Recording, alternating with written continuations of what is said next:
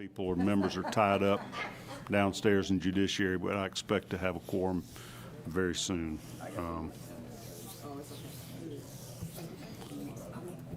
Representative Lim, if you want to just take this seat in front of the mic and be prepared, as soon as I get another member in here, we'll take yours up.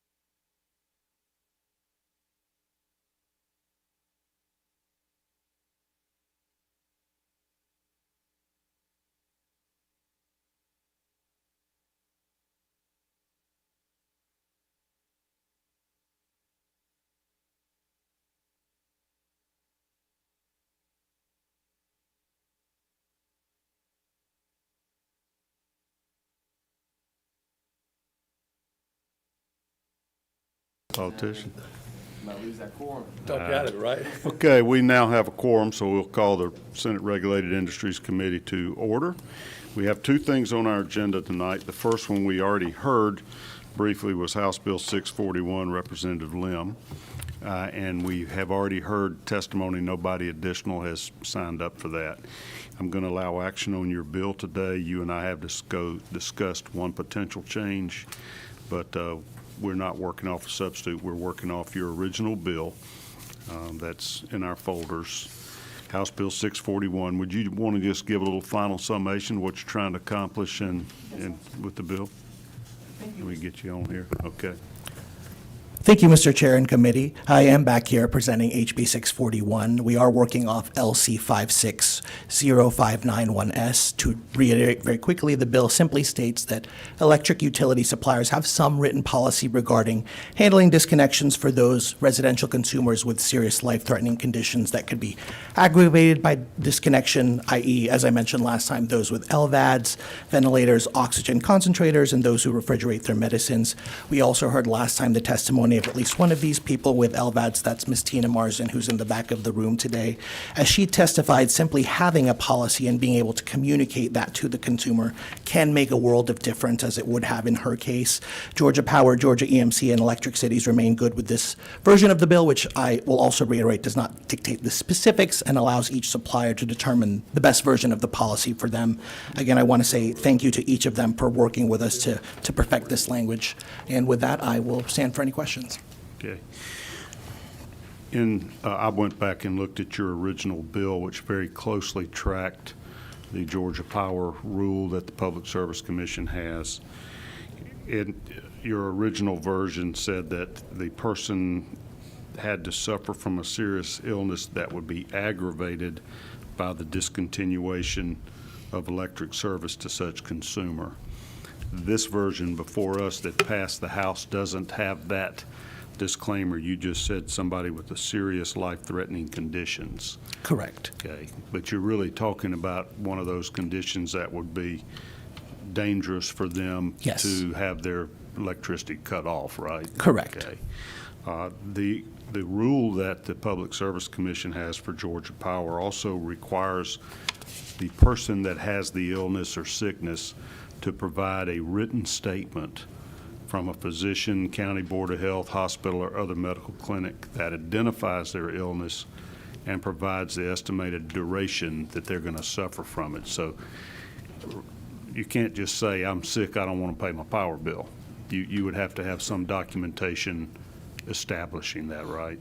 Correct, Okay. and we didn't draft it that way, but that is certainly, per the original language, the underlying intention. It goes to Senator Summers regarding guardrails and people not taking advantage of the system. Yeah, I think that's what we're looking to make sure, that even your version now that just doesn't require any such policy at all, but just that you would have to provide your written policy to anybody that requested it. Are you okay if that is limited to people that have provided written documentation from a doctor or somebody that they do have a condition that would be threatened by the loss of power? Certainly, I would consider that a very friendly amendment. The lady that you had the other day was an absolute perfect example of that. Exactly. She had all the devices that she would have some very negative consequences. Right. Okay. And I will add, she certainly had the documentation from Right. medical doctors, et cetera, so it would fit perfectly with the proposal. You're fine if any company that did have their written policy did not have to provide it unless somebody showed them written notice that they had such a condition, medical proof Yes. of it. Okay. Senator Summers, you're recognized for a question.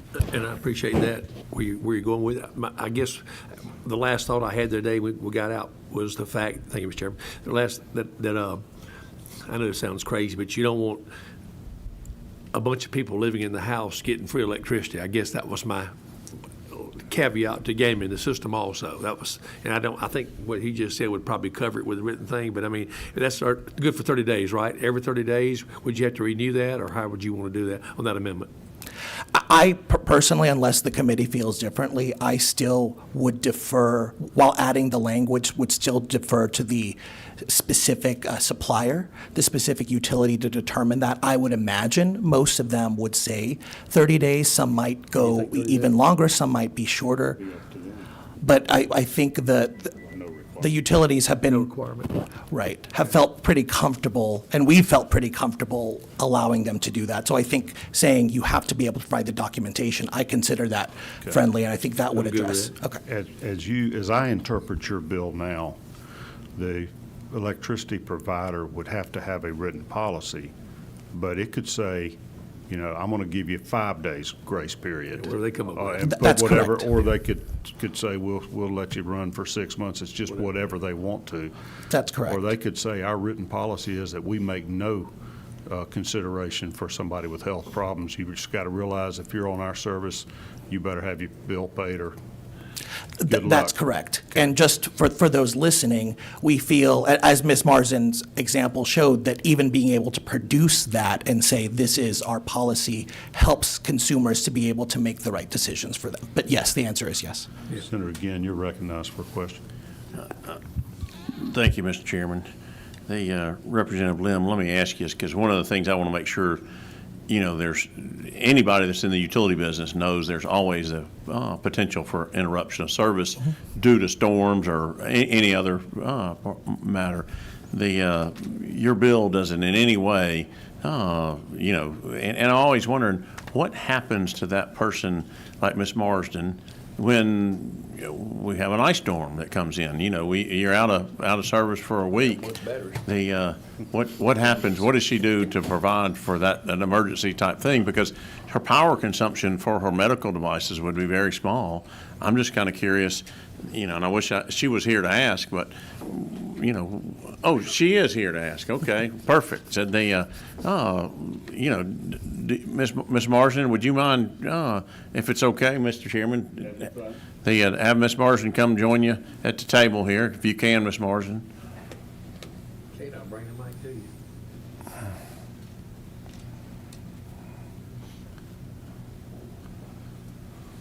You just sit right there next to him. Is it hard to get through security downstairs? Actually, no, they're really good. Ms. Marsden, I'm curious, if there's a extended power outage, no utility provides perfect service, and we'd all like them to, but do you have a standby generator or something that you can charge your devices with? Ironically, after the tornadoes hit Griffin in, 2023, a Griffin firefighter and his wife brought me their generator. We learned during that time period there were not, unfortunately, emergency preparedness plans that considered individuals with disabilities under Title II of the Americans with Disabilities Act. I know the city is working now to hire an emergency preparedness awareness officer. So that's one of the positive things that came out of that. And the city does not prioritize individuals that require power to live. And that's not something that they're required to do that I don't even think Georgia Power does. So if you need power to live, your utilities are turned on just like anybody else that needs power. So they do recommend that you have an alternative source, like the generator, because you're right, there can be natural disasters and things that happen where they can't control everything. Beyond their control. They can't That's control what I want to everything. make sure is that, and I was just kind of curious because I thought about your situation and I'm like, you can buy one of these little small inverter generators for $500 or less. I've seen those. So they just wanted to check. But Mr. Chairman, at the appropriate time, I move to pass. All right, any further questions? All right, then we have a motion to pass, and that is House Bill 641, which came out as a substitute from the House LC 560591S. I am going to propose an amendment to that before we take action on it. Ben, are you prepared to give me the language? I'm just going to let you read it because I think it addresses what we've discussed. Okay. The amendment will replace with serious life-threatening conditions on line 15 with who have a serious life-threatening condition and have provided the electric supplier with a written statement from a physician, county board of health, hospital, or clinic identifying the illness, its expected duration, and certifying that the illness would be aggravated by a discontinuation of electric service. Y'all got that? Yep. That is verbatim from the Public Service Commission rules that apply to Georgia Power. A portion of it. All right, that's the Counselor amendment. Is there a second? Second. All right, lots of seconds. Good work. Any discussion on that? That is a friendly amendment? Yes. Thank you. Okay. All in favor, raise your hand. Don't even get to vote on my own amendment. All right, that passes unanimous. Okay, now the 641 committee substitute as amended, LC 560591S. Yeah, it's already moved to pass. I'm waiting to go vote. All right, well, let's raise your hand. If you're in favor, raise your hand. All righty. It again is unanimous. Do you know who you'd like to carry that in the Senate? The chairman or whoever he designates. Well, you got to pick. I'll be glad. Frank Ginn is a wonderful senator. He'll do it. He's Thank very you, Senator. knowledgeable in these matters. We'll make a note of that, and we'll have you a copy of the amended version so you'll know exactly what you passed out of our committee. All right, thank you for being here with us. Thank you, Mr. Chair. Thank you, committee. Mr. Bragg, I've got you here, Jason. My understanding, it may have been our offline conversations, is that all of the EMCs, but two of them, have written policies for addressing these circumstances already. About 75% of our, 83% of our members either have a written policy or handle on a case-by-case basis. Okay, so this wouldn't really require much effort, and those that don't have one, it would only apply now to people with these life-threatening conditions that have provided documentary proof of that. Yes, sir. Okay, y'all good with that? Yes, sir. Okay. All right, next on our agenda today is House Bill 1027. Representative Anderson, you are free to either use the podium or the witness chair, whatever you're most comfortable in, all right?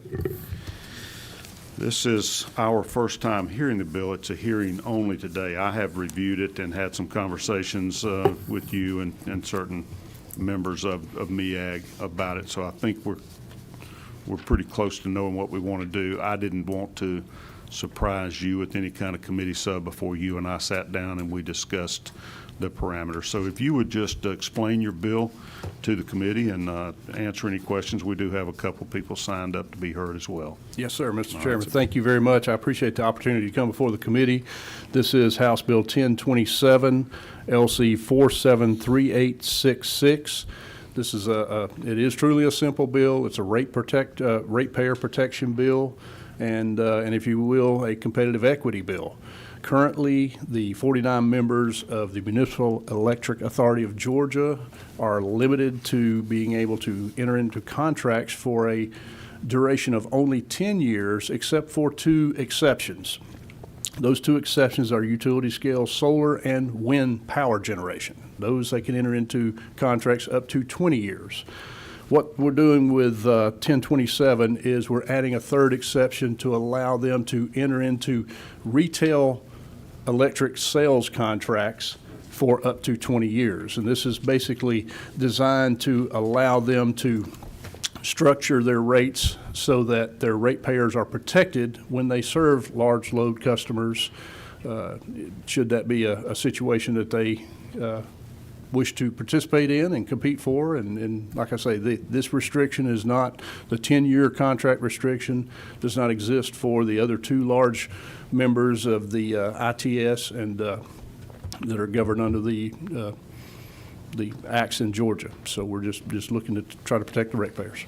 So is data centers the issue, or if it's somebody, a large user like that you were going to provide power to? Data centers is a category under large load customers. It covers a lot of other large load customers too, but that is kind of the category that is very contemporary. Now, one thing I will point out, the contract can only be entered to if it's validated by a Superior Court pursuant to Code Section 46-3-131 as to its reasonableness and enforceability. So there are protections in here for the MEAG participant, but also for the customers and the ratepayers. So do you have the definition of a large load customer? Or is that just some generic term we're using, or is there something that lets us know? There's nothing in that. That's a term that I use. Having a utility background, large load customers, we would typically refer to as those customers that would fall under the customer choice category of a territorial act, which is 900 kW connected or larger. Data centers, of course, are significantly larger than that in most cases, so it would cover those, but it also covers other industrial customers, air separators, pretty much anything that requires larger infrastructure to provide the amount of power they need. Mr. Chairman. Let's let him finish going through this bill. Are you through? Yes, sir. Okay, go ahead, Senator. Again, you're recognized for a question. Maybe I'm missing it, but is there anywhere in here where it spells out large load customer in your bill? Because I know it's not spelled out in code. I went through that when we were working on I was working on some legislation earlier this year that fortunately the Secretary Wright took care of for me on the federal level, so I didn't need it. But for me, does it need to be described, or why don't we just say any customer choice load, if you want to, because we all know it's in law, and over 900 kW is customer choice or something along those lines. Do we need to describe that, or is it in here? It is not in here, and really, again, that's a phrase that I'm using because that's typically where we run into the stranded investment issue. Okay, this bill is not limited to that particular type of customer, but for example, I don't have a MEAG participant in my district, but I've got some areas in my district where there are smaller customers that require a lot of infrastructure to get to, and in many cases, it would be good to be able to have an extended contract up to 20 years, doesn't have to be 20 years, that would allow for the standard rate-based recovery of that investment. Yeah, this bill, as I see it, would not only protect the municipal city and their ratepayers, but also would protect the customer because you'd have a long-term contract that they could know, hey, here's what we're doing. Exactly, and in that particular case, it would, anything other than something that would require significant upfront capital reimbursement to the utility, then it would allow that to fit in within the standard rate structure. So when the utility is doing their cost return analysis on serving a customer, they can actually extend that contract, and it allows them to do more service without giving the customer a big bill up front. The reason I also know that is municipalities can't go over 10 years on a water service contract, water or sewer service contract. And that's one of the things that, you know, you could see somebody could take advantage of that. After 10 years, they got a customer locked in. You know, it's a good thing. So appreciate you bringing the bill. Thank you. But we wouldn't want you to be able to require smaller customers to have a long-term contract with you unless it's under one of these large load exceptions already, customer choice type thing. And that is true, and there's nothing in the bill that would require that, but it would allow that as an option, should there be a unusual circumstance. And there's, at this moment, you know, the folks sitting next to me could refer. We'll give them a discuss chance, to that. Chairman. So, yes, sir. Senator Summers, you're recognized for a question. Thank you, Mr. Chairman. This may be a question for you, Mr. Fuller, if you don't mind. You know, there's 158 counties in Georgia that fall under customer choice. There's one that does not fall under customer choice, and that's Crisp County. How would we be able to make sure Crisp County would be protected at the same level that we're doing in regards to the 158 counties, since it's not a customer choice county? If you would use that microphone, please just pull it over. Yeah, I think if it's a customer choice and it's less than 10 years, they can only contract for 10 years. Well, it's not a customer choice county. Yeah. Crisp County is not customer choice. Yeah, or if we were to have a large load customer in Crisp County, it would give us the ability to do the contract for 20 years, and I think it protects the I mean, ratepayers. my point to you is, I know where you're going with this, is not, I know there's a data center looked in my area, and we use the word large load customer, and I love the bill, don't get me wrong. But I'm just making sure that they have the same, I want ratepayers to understand they have the same protection in Crisp County as they do as your 39 other MEAG areas. You guys with me on that? Yes, sir. I'm Pete Degnan, I'm General Counsel for MEAG. The language we are proposing, the ability to enter into a retail contract would apply to any customer for whom we have to build new generation to serve that customer. And it would apply to Crisp County as well as to anybody else. That's what I wanted. Thank you. And what that will allow us to do by having 20-year contracts between a city and the customer, it allows us to finance a new plant, require the customer to pay 100% of the cost of that plant, pay a margin for the power, but we need to be able to provide the power for 20 years in order to get in exchange 100% payment of the cost of that new plant. Yeah. And then at the end of the 20 years, it comes back to our cities, the plant's paid for, they'll have it for another 30 or 40 years at no cost. And we think it's a tremendous opportunity available right now in the market. But we need to get the ability in these limited circumstances to go up to 20 years to make the business deal work for the customer willing to pay for the plant. But you understood what I was on I Crisp do. County. You knew where I was. I do. Right. I do. But that would cover it. This is not limited to customer choice. That's right. That's Yep. what I wanted to hear. Thank you. Yep. And if I may, Mr. Chairman, Yeah, just sure. to kind of further answer that, there's really two sections to this bill. Section 1 in Title 36, Chapter 1, Section 2 in Title 36, Chapter 30. The reason there are two sections of this bill are, basically is Crisp County. Crisp County Yeah. is a member of MEAG. Yes, Yeah. sir. Remember me, absolutely. And there are 49 members of MEAG, if I remember right. Correct. 49, I said 39, I apologize. Well, you get the merits from that. Thank you. Demerits. You done? Sweet man. You through? Thank you. Yes, sir.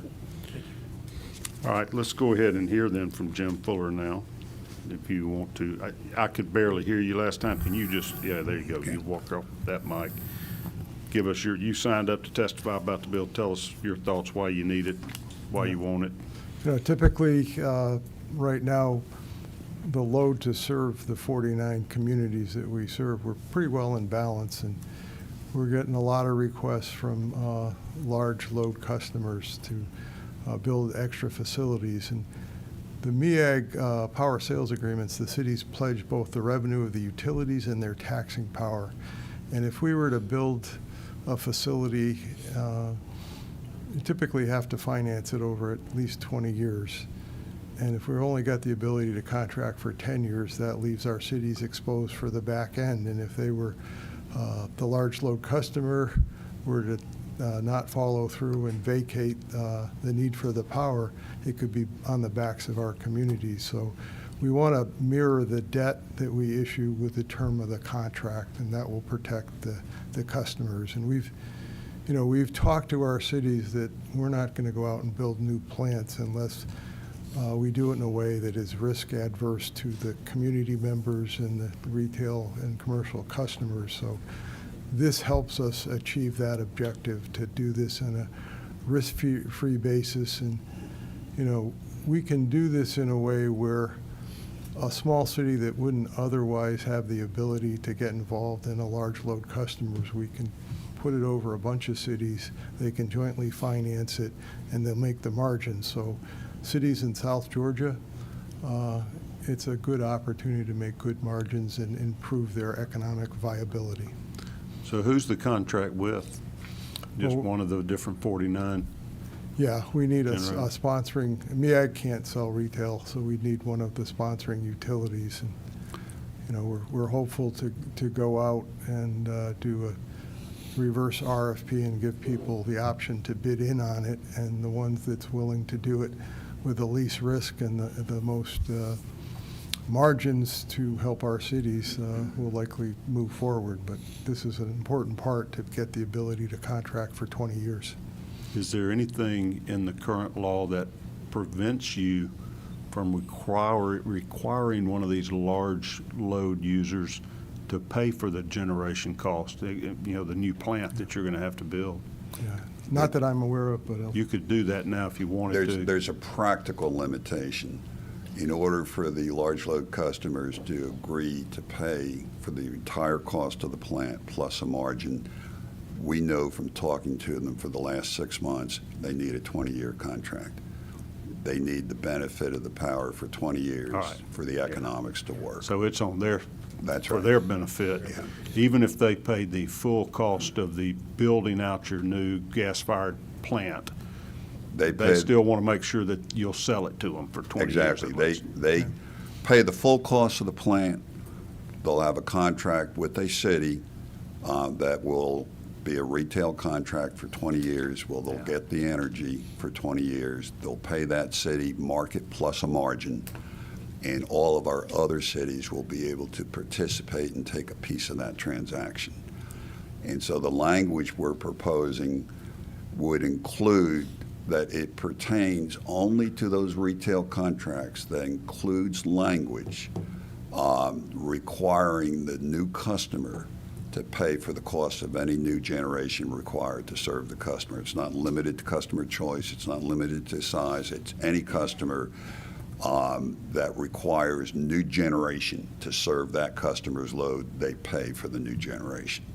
That actually improves our bargaining position with large load customers. We can say, hey, you may think we're striking a hard deal here, but it benefits our cities, and it's required by the Georgia Senate. It helps us in that bargaining position. Okay. What's the demand out there? Are you having a lot of potential We're getting large load customers inquiring? every week for the last 3 months, we probably have scheduled 2 phone calls Okay. with different large load customers.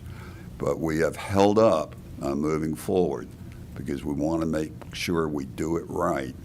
And there's so much demand that we do an RFP process, and we'll tell every one of those customers, give us your best shot, because you only Okay. got one shot at it, and we'll pick the best deal and offer all 49 of our participants the opportunity to participate in that deal. We see it as something that we haven't had the opportunity to do in a long time. I mean, this Yeah. could be tremendous for our cities. Okay. So you would send that RFP out to Amazon, Google? Absolutely. Meta, Absolutely. whoever else is building Yes. AI, OpenAI, and And give them whoever one made the shot at best it. offer. We can tell them what we've got to offer. We could have up to 1,200 megawatts of power to offer that we can build at Plant Wansley, the retired coal plant. We've got all the natural resources. We've got the pipeline. We've got transmission. It's a great facility to do 2 new gas-fired plants. And we think we have a tremendous product we can offer to the large load customers and strike the best deal the cities have ever seen. Once you build that 1 or 2 new gas-fired plants, they could because of the grid, could be given power to any place, any MEAG city? Any MEAG city can serve this load. Any MEAG, because it's customer choice or large load, any MEAG city could serve it, but that isn't the key, because whatever MEAG city serves it, they're going to need backup contracts with all our other cities who want to participate. And so both the serving city with the retail contract for 20 years and all our other MEAG cities who have participated in this project will share equally in the financial terms that we negotiate. How do they share in the contract, share in the cost of building the new facility, new Okay, plant? I've explained this a lot, and I've tried to get it down to just a few Good. sentences, okay? Take your So bear time. with me. The way we will do this, we'll strike the deal, MEAG, with the best proposal we get.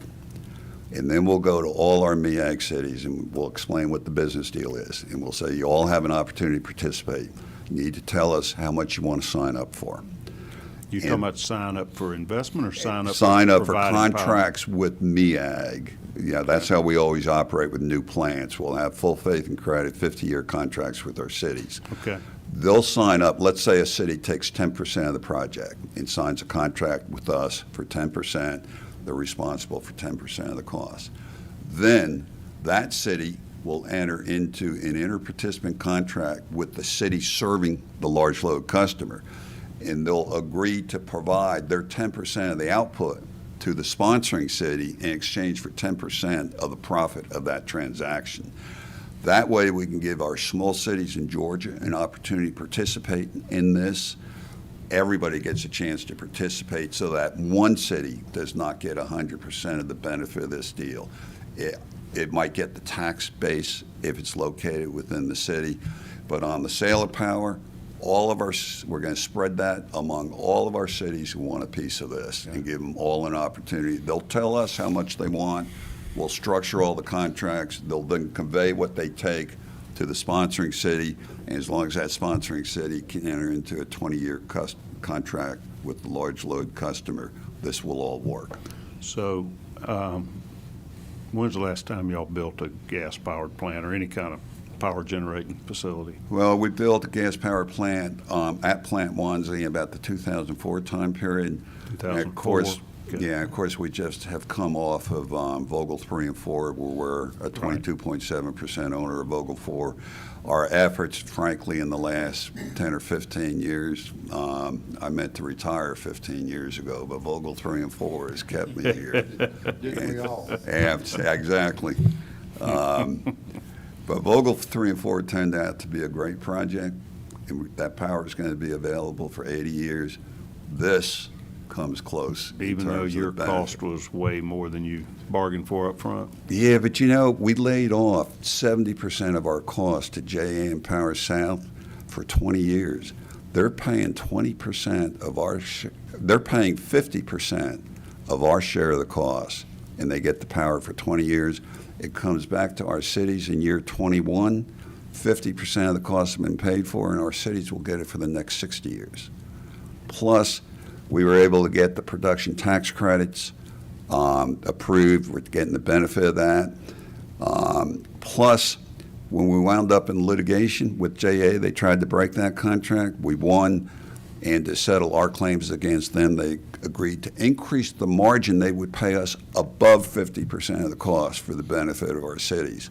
So frankly, and the cost of the debt, which is a big piece when you're take construction for 10 or 12 years and you're financing that, the debt that we incurred was significantly less than what we had projected.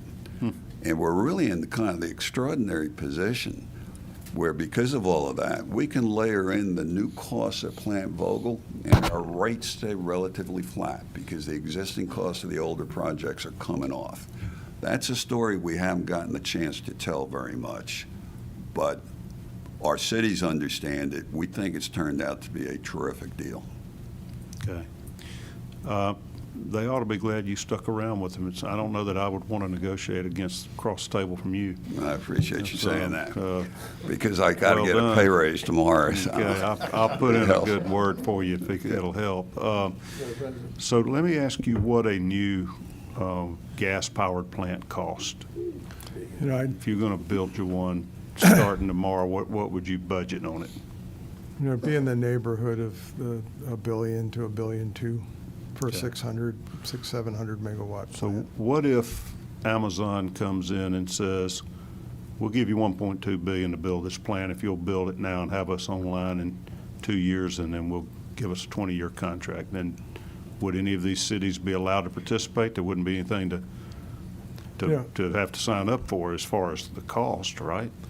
Well, we would do it in such a way where they take the construction risk, so that if the cost went over $1.2 billion, the estimate that they'd be responsible, and they're going to pay the full freight of the O&M and the fuel cost, no matter what it is, and then we get a margin on top of that. So we're trying to do this in a way that none of the risk on the transaction, because we wouldn't build this plant otherwise, comes back to our incumbent cities, because they're pledging their tax base. Yeah, but they wouldn't need to if they didn't have to incur any cost. Yeah, If Amazon's paying the cost, But nobody will give you a fixed price contract to build it for 1.1 in this market. You okay, know, and no and- Amazon will give you a blank check saying, just tell us what the total cost is. Because you ought to be able to get a We don't bunch. anticipate that, but I think I know where you're headed. We're nonprofit. We don't get a dollar profit out of any deal we do. Every dollar that we gain goes to lower the cost of the power we provide to the city. So no matter what deal we structure, they pay cash up front, whatever, the benefit of that goes to only the cities that participate in the transaction, and they will have to participate, because for us to build a plant, we have to have contracts with our cities, even if somebody else, the customer, is paying the cost. We have to have those contracts. So they got to agree for their share of the cost, even in the hopes that it's zero. Exactly. Okay. Exactly. And you have to allow them all to participate. We give them all an opportunity. What if you're oversubscribed? We've What thought- if you got 200% demand and you say, We can't? thought of that. It's a good question. We had that concern with Vogtle 3 and 4, because we gave all the cities the opportunity to participate in our 22.7 interest. And we determined that since this plant is going to be a Plant Wansley, and our cities have been paying for Plant Wansley for 50 years, that we will do a calculation of the amount of the debt that each city has paid over those 50 years as a percentage of the total debt paid by all our cities over the 50 years. And we'll put that as the cap, that they're entitled to go up to that amount. If they want more than that amount, then they'll have to wait until we go through the first round of subscription. And if they're leftover amount, because people haven't signed up for 100%, then we would reoffer it. But we think that's an equitable way to do it. So this deal is for MEAG as the organization, not for any individual members of the 49 cities. Because of the way we worded it, this deal is for projects that MEAG puts together for the benefit of the cities. Okay. That's what this deal is That's for. why you have to allow them all to have a shot at it. That's right. And if they all wanted a piece of it, because it's a real sweet deal that you've negotiated, then you got to give them an equal share, or is it based on their size? On that percentage, No, I mean, but let's say, do they each get 1/49th? no. We're Okay. saying we would do it by the percentage basis. So let's say a city paid 5%. Okay, well, they could get at least 1/49th unless they wanted a bigger That's piece of the pie. yes, yeah, Okay. yeah. They could not exceed You the can't percentage you can't unless. pick your 5 favorites and let them gobble up 20% each. We would not last long. We have to treat all our cities equally, regardless of the size, regardless of where they're located. That's what our statute requires us to do. And as a nonprofit, it's easy to do that, because we don't get anything out of this other than the service to the cities. Okay. Would this give you a competitive advantage over the EMCs if a data center was shopping, their customer choice customer, and they're looking at Georgia Power, and we just passed a bill that impacts them, and, We'd have a competitive disadvantage if we're not allowed to finance over the 20 years. okay. They can do that now? Okay. Any other members have questions? I do. All right, Senator Williams, you are recognized. Thank you. You just identify who you just identify who you want to answer the question here. You've got Jim and Pete. In any of the above. If Amazon is going to pay all of the money to build this thing, why don't they just buy the land and build their own power station and build their own building? And wouldn't that be cheaper on them? They want power from the grid. If they build their own station, it's behind the grid, so those plants go down, they don't get anything. If it's power coming from the grid, they have backup in case one plant goes down. In fact, what we're offering is power that will not just come from these two new facilities. We're offering system power, which means that whatever we offer to the large load customer will be backed up by our fleet of generation units, including the 6 nuclear power units that we have a share on. Now, to do that, we have to increase our total amount of power that the new plants will do. But then we're making it a good deal to the large load customer. We're saying, listen, even if these plants go down, we'll provide you the power from our fleet of plants. But to do it themselves, they have to, number one, get into the utility business, and they have to operate those plants behind the grid, whereas in any malfunction of that plant, they get nothing. Okay, thank you. You can run your own generator and generate all your electricity you want to. But if you're not good. We'll let him ask you questions in a minute. Do you have other? No, sir, no, thank you. But thanks. Senator, again, you're recognized to respond to the question. You know, one of the great things about the power business is any customer, residential, commercial, industrial, can provide their own power if they want to. That's in federal statute, actually. Said but you do it at your peril.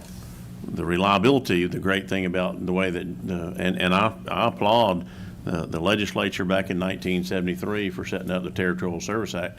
It makes us a model for any state in the country that we have the ability to have an integrated transmission system with parity ownership by all of the, whether it be MEAG, the EMCs, or Georgia Power, City of Dalton.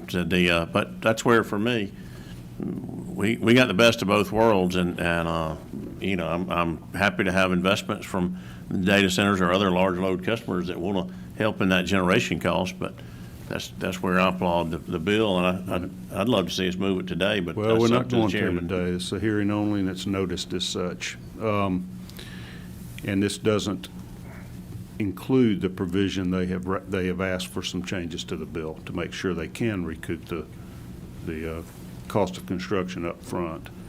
So I'm wanting to make sure, you know, a lot of our discussion earlier this session involving Georgia Power and their long-term contracts, et cetera, revolved around making certain that we didn't end up putting the burden, the cost of building the new facility and taking on these large loads on your residential customers.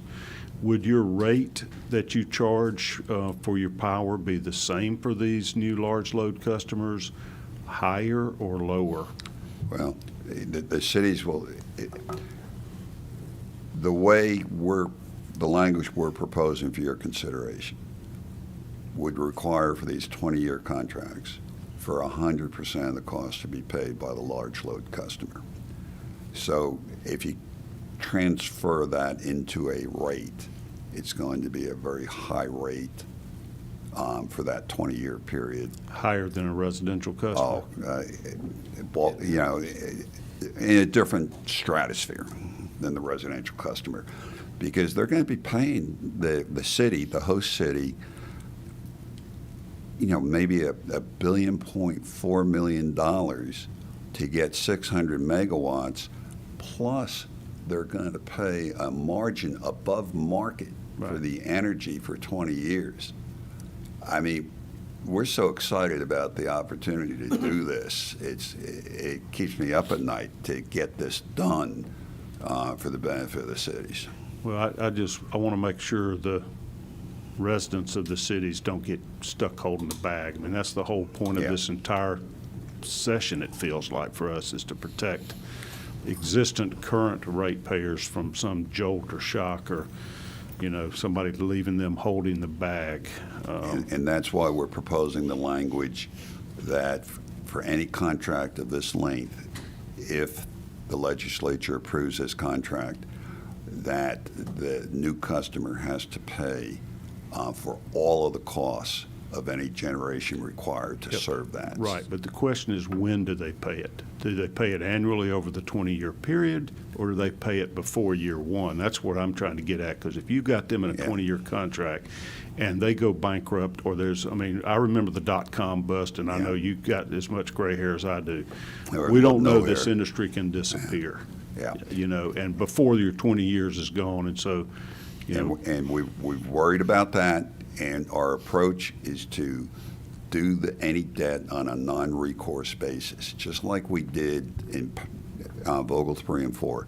For the first 20 years, the bondholders accepted only the credit of JEA and Power South. If they default, there is no responsibility on the part of our cities. The bondholders can only look at JEA and Power South. We will structure this the same way, where the bondholders, if we issue bonds, will look only to the credit of the large load customer under that 20-year contract. And if that customer defaults, it's a battle between the bondholders and the customer, but it's non-recourse to MEAG Power, and so therefore who are the non-recourse bondholders to going to be? The bonds are issued by somebody other than MEAG? No, we'll issue the bonds, but they'll accept the credit of the large load customer under that 20-year contract. Yeah, so the large load customer goes bankrupt. Then what do? They sue the large load customer. They in bankruptcy court and they get nothing. And so what happens to you then? And the bondholders are out of luck. They have no, if we structure it with But no you're- recourse, they have no claim against us because it's no recourse to MEAG Power, So and that's our whoever intent. buys the bonds that you sell? is- Yeah, the bonds that we sell that would be backed up just for the first 20 years by the large load customer. And we did this in Vogel 3 and 4. We issued the bonds. And the bondholders bought them, accepting that if there was any default in the first 20 years by JEA and Power South, they could go only against JEA and Power South because their credit, they were acceptable with that. But they had no backup responsibility in MEAG. We will do the same thing on this project. Other questions by committee? Senator Summers. Follow up what Chairman Cowser was saying, would not, and you may have said this, it may be codified already, would not the large load customers help push the rate down for homeowners? Sure. So that's Sure, the more already- money the city has, Yeah, the less money they need to charge the residential people. A same, lot of our costs related to the nuclear plant's debt service, right? and the more kilowatt hour sales that we have, it spreads the cost across more kilowatts and drives down the marginal cost. So there's a benefit to the underlying cities if we have a good volume of additional sales and we can spread these fixed costs over more And kilowatts. one follow-up. Go ahead. If what he said, the scenario Chairman was talking about in regards to a company bankruptcy or whatever, one would hope that there'd be others in the line to pick up the, Oh, I can't imagine that would not happen. We'd immediately take away the power that had been provided to the large load customer and resell it into the market, and it would be very valuable power. usable In power. addition to it being non-recourse to MEAG Power. Right.